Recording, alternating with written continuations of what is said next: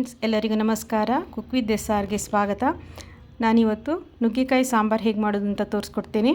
ಇದು ಅನ್ನ, ದೋಸೆ, ಇಡ್ಲಿ ಜೊತೆ ಒಳ್ಳೆ ಕಾಂಬಿನೇಷನ್. ಈಗ ಇದನ್ನು ಹೇಗೆ ಮಾಡೋದು ಅಂತ ನೋಡೋ ಬನ್ನಿ. ಫಸ್ಟಿಗೆ ನಾವು ನುಗ್ಗೆಕಾಯಿಯನ್ನು ನಾರು ತೆಗೆದು ಕ್ಲೀನ್ ಮಾಡಿ ಕಟ್ ಮಾಡಿ ಇಟ್ಕೊಳ್ಬೇಕು.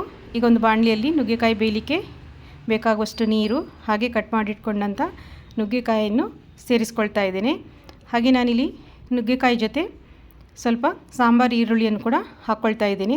ನಿಮಗೆ ಈರುಳ್ಳಿ ಇಷ್ಟ ಇಲ್ಲ ಅಂತಂದರೆ ನೀವು ಬದನೆಕಾಯಿಯನ್ನು ಕೂಡ ಇದರ ಜೊತೆ ಹಾಕ್ಕೊಳ್ಬೋದು. ಹಾಗೆ ಖಾರಕ್ಕೆ ಒಂದು ಹಸಿಮೆಣಸನ್ನು ಕೂಡ ಹಾಕ್ಕೊಂಡಿದ್ದೀನಿ. ಸ್ವಲ್ಪ ಅರಿಶಿಣವನ್ನು ಸೇರಿಸಿ ಮುಚ್ಚಳ ಮುಚ್ಚಿ ನುಗ್ಗೆಕಾಯಿ ಮತ್ತು ಈರುಳ್ಳಿ ಮೆತ್ತಗಾಗೋ ತನಕ ಬೇಯಿಸ್ಕೊಳ್ಳಿ. ಇದು ಬೇಯೋದ್ರೊಳಗೆ ನಾವು ಇದಕ್ಕೊಂದು ಮಸಾಲೆಯನ್ನು ರೆಡಿ ಮಾಡ್ಕೊಳ್ಳುವ. ಒಂದು ಚಮಚ ಎಣ್ಣೆ, ಹಾಗೆ 5 ರಿಂದ 6 ಬ್ಯಾಡಗಿ ಮೆಣಸು.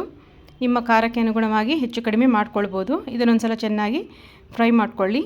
ನಂತರ ನಾನು ಇದಕ್ಕೆ 1/4 ಚಮಚ ಮೆಂತೆ, ಹಾಗೆ ಅರ್ಧ ಚಮಚ ಉದ್ದಿನಬೇಳೆಯನ್ನು ಸೇರಿಸ್ಕೊಂಡು ಮೆಂತೆ ಮತ್ತು ಉದ್ದಿನಬೇಳೆ ಸ್ವಲ್ಪ ಕೆಂಪಗಾಗುವ ತನಕ ಫ್ರೈ ಮಾಡ್ಕೊಂಡಿದ್ದೀನಿ.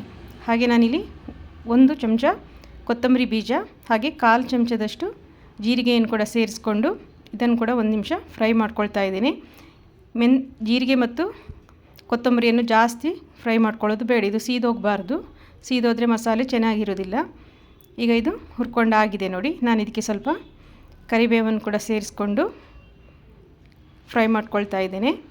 ನಂತರ ನಾನು ಸ್ವಲ್ಪ ಇಂಗು ಮತ್ತು ತುರಿದಿಟ್ಟಂಥ ತೆಂಗಿನಕಾಯಿ 1 ಕಪ್ ಆಗುವಷ್ಟು ಸೇರಿಸ್ಕೊಂಡಿದ್ದೇನೆ. ನೀವು ಕಾಯಿಯನ್ನು ಜಾಸ್ತಿ ಬೇಡ ಅಂದರೆ ಸ್ವಲ್ಪ ಕಡಿಮೆ ಕೂಡ ತಗೊಳ್ಬೋದು. ನಾನಿಲ್ಲಿ 1 ಕಪ್ ಆಗುವಷ್ಟು ತೆಂಗಿನ ತುರಿಯನ್ನು ತಗೊಂಡಿದ್ದೇನೆ. ತೆಂಗಿನ ತುರಿಯನ್ನು ಜಾಸ್ತಿ ಹೊತ್ತು ಫ್ರೈ ಮಾಡೋದು ಬೇಡ. ಗ್ಯಾಸ್ ಫ್ಲೇಮನ್ನು ಆಫ್ ಮಾಡಿ ಒಂದು ಸ್ವಲ್ಪ ಬೆಚ್ಚಗೆ ಮಾಡಿಕೊಂಡ್ರೆ ಸಾಕು. ಹಾಗೆ ನಾನು ಒಂದು ಲಿಂಬೆಹಣ್ಣು ಗಾತ್ರದ ಹುಣಸೆ ಹಣ್ಣನ್ನು ಕೂಡ ನೆನೆಸಿಟ್ಕೊಂಡಿದ್ದೇನೆ. ಈಗ ಇದು ಬೆಂದಿದ ಅಂತ ಚೆಕ್ ಮಾಡ್ಕೊಳ್ಳುವ. ಇದು ನೋಡಿ ಚೆನ್ನಾಗಿ ಬೆಂದಿದೆ. ನುಗ್ಗೆಕಾಯಿ ಮತ್ತು ಈರುಳ್ಳಿ ಬೇಗ ಬೆಂದುಬಿಡ್ತದೆ. ಜಾಸ್ತಿ ಹೊತ್ತೇನು ಬೇಯಿಸ್ಕೊಳ್ಳೋದು ಬೇಡ. ಇದೀಗ ಮೆತ್ತಗಾಗಿದೆ ನೋಡಿ. ಇದಕ್ಕೆ ನಾನೀಗ ನೆನೆಸಿಟ್ಕೊಂಡಂಥ ಹುಣಸೆ ಹಣ್ಣನ್ನು ಸೇರಿಸ್ಕೊಳ್ತಾ ಇದ್ದೇನೆ. ಹಾಗೆ ರುಚಿಗೆ ತಕ್ಕಷ್ಟು ಉಪ್ಪು ಮತ್ತು ಒಂದು ಸಣ್ಣ ತುಂಡು ಬೆಲ್ಲವನ್ನು ಕೂಡ ಸೇರಿಸ್ಕೊಳ್ತಾ ಇದ್ದೇನೆ. ಇದನ್ನೊಂದು ಸಲ ಚೆನ್ನಾಗಿ ಮಿಕ್ಸ್ ಮಾಡಿಕೊಂಡು ಕುದಿಲಿಕ್ಕೆ ಬಿಡಿ.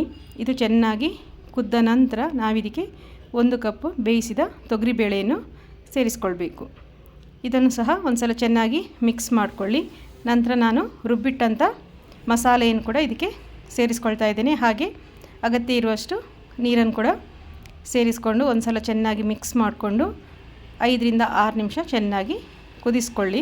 ಇದಕ್ಕೆ ಕೊನೆಯಲ್ಲಿ ನಾನು ಕೊತ್ತಂಬರಿ ಸೊಪ್ಪಿನ ಬದಲು ಕರಿಬೇವನ್ನೇ ಹಾಕ್ಕೊಂಡಿದ್ದೇನೆ.